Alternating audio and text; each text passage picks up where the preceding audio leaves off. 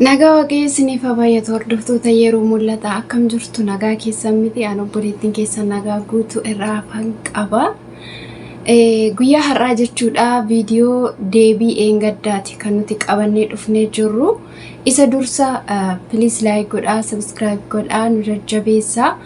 Gaafiif deebii eengaddaa gallakkifame irratti yaada obboleettii keenya irra dhaabannee Gaaffii qofaa gadi nuuf deebisii nuti deebii irratti hirmaannaa irratti walii galle gaaffii isinii gallakkiseen ture obboloonni koo baay'een keessanii waaqayyo gooftaan isinaa eebbisu baay'een keessan irratti hirmaattaniittu nama lama gidduu turan argama dheera gooftaan. Inna baay'ee tokkoon isinitti gammade dhaloota irratti hirmaachaa jirtan irratti waaqayyo isinaa eebbisu waaqayyo ayyaana kana caalu isiniif haa baay'isu. Like gochuudhaan deebii keenyatti fufnaa. Kanaan duragaa akkuma beektanii deebii keessan deebistaniittu har'a immoo gaaffii keessaniif deebii keessan wal buqqee qabdanii ilaallachuu dandeessu jechuudha. Waaqayyo isinaa eebbisu chaanaala kanaaf haaraa warri taatanii koottaa nutti dabalama. Hojii waaqayyoo isa jireenyatti nama geessu, isa hafuura keessan jajjabeessu gaaffii macaafa qulqulluutii kan chaanaalli kun isiniif qopheessu hamma dandeettii keessanii irratti hirmaadhaa isiniin jenna. Waaqayyo isinaa eebbisu eebbifama.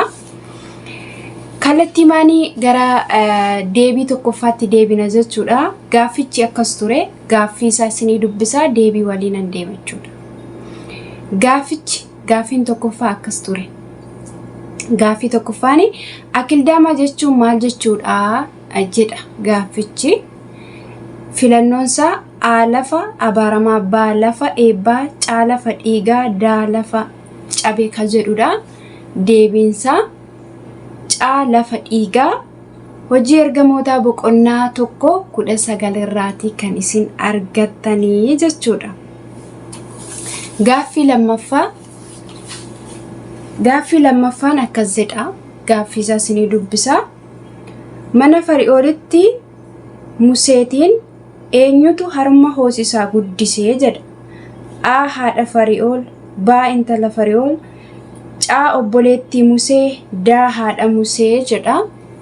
Mana Fari'oonitti Museedhaan kan harma hoosisee guddise haadhuma Museeti. Deebiin isaa D jechuudha.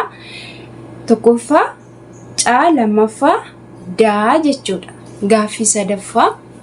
Gaaffii sadaffaan akkas jedha. Yesuus yeroo cuuphame hafuurri qulqulluu bifa maaliitiin irra qubate isa jedhuuf filannichi akkas ture. A buubbeedhaan, B abiddaadhaan, C qilleensaadhaan, D gugeedhaanii jedha. Deebiin sirrii D gugee jechuudha. Gaaffii arfaffaarra geenyerra deebisaa wajjiniin jechuudha. Arfaffaa Geediyoon ijoollee meeqa qaba ture jedha gaaffichi. A 12, B 70, C 7, D 5 jedha ture. Deebichi B jechuudha. Amma gaaffii arfaffaa deebisnee jirra jechuudha. 1-4 deebichi C D B jechuudha. Hanga 4 irra geenya jirra. Geediyoon ijoollee meeqa qaba isa jedhuufi B 70 jechuudha. Abboota firdii boqonnaa 8:30 irraa argattu.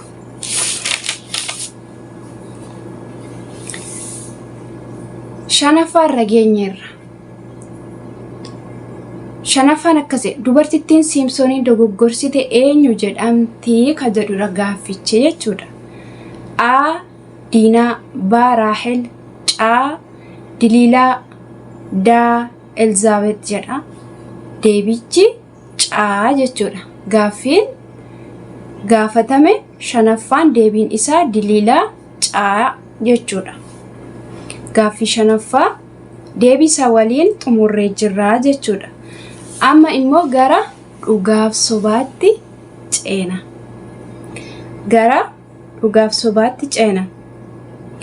Dhugaaf sobaa gaaffii ja'affaarra geenyerra akkas jedha. Phexros ifni waaqayyoo kanitti mul'ate otoo gara Damaaqsootti deemuutii jedha. Phexros ifni Waaqayyoo kan itti mul'ate otoo gara Damaaqsootti deemuutii isa jedhuu fi deebiin sirriin sobadha. Phexros otoo hin taane Phaawulosidha. Hojii ergamootaa 9 irraa argattu. Gaaffii 7ffaa irra geenyerra. Gaaffii 7ffaa dhugaamaaf sobaa jechuudha. Bakki Yesuus itti fannifame Golgootaa jedhamaa jedha. Bakki Yesuus itti fannifame Golgootaa jedhamaa jedha. Deebii sirriin dhugaadha. Wangeela Yohaannis 19:17 irraa argattu. Amma gaaffii keenya deebii waliin 7ffaa irra geenyee jirra jechuudha. 6ffaan sobaa, 7ffaan dhugaa, 8ffaa irra geenyeerra. 8ffaa irra geenyeerra. 8ffaan akkasidha. Iddoo wayinii cuunfaatti otoo qamadii dhahuu ergamaa Waaqayyoo kan itti mul'ate Simsoonidha. Iddoo wayinii cuunfaatti otoo qamadii dhahuu ergamaa Waaqayyoo kan itti mul'ate Simsoonidha jedha. Warri sobattanii argattaniittu jechuudha. Deebichi iddoo wayinii cuunfaatti otoo qamadii dhahuu ergamaa Waaqayyoo kan itti mul'ate Simsoon otoo hin taane Geediyoonidha. Abboota Firdii 6:11 irraati argattu. Deebichi kanaaf soba ta'ee jechuudha.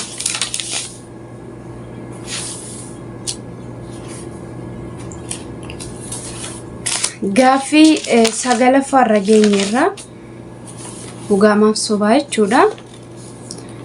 9ffaa egaa viidiyoo ammani deebisuu fi gaaffii viidiyoo isa duraa wal bukkee qabaatee ilaalladha. Akkasuma immoo warri viidiyoo isa kana qofa argitanii dhaqaatu viidiyoo duraa jechuudha ilaala. Dura gaaffii isa gaafatame har'a viidiyoo kanarratti immoo deebisaatu deebifamaa jechuudha. Akka isiniif galuuf viidiyoo duraan hojjetame ilaalaatu isa kana duukaa wal qabsiisaa jechuudha. Inni sun gaaffii qofaadha.